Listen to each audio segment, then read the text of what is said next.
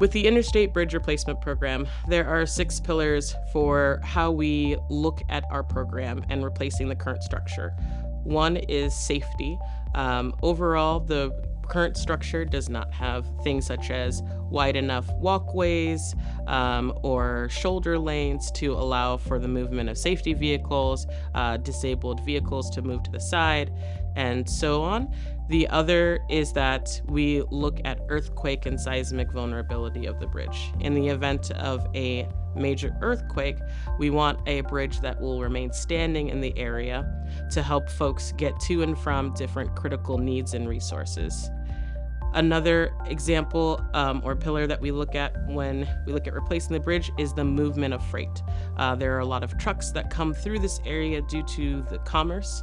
I-5 is a connection that goes all the way from Mexico to Canada, and so we are really looking at the impact that has on freight to have the current structure be a little unsafe, and also the lift causing a lot of pause for freight that are trying to get through the area.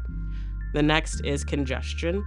There's a lot of different cars that use the bridge, a lot of commuters or things such as Uber, Lyft, that use the bridge to get from one side to the other, that get caught up in traffic, that may be going longer distances than they are. And so we're looking at also improvements to congestion. And then we're also looking at how we can expand mass transit.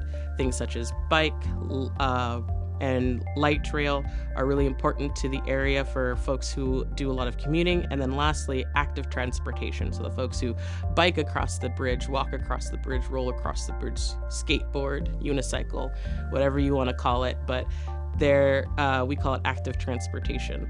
And so these are the different 6 elements that we look at when we're talking about replacing the interstate bridge.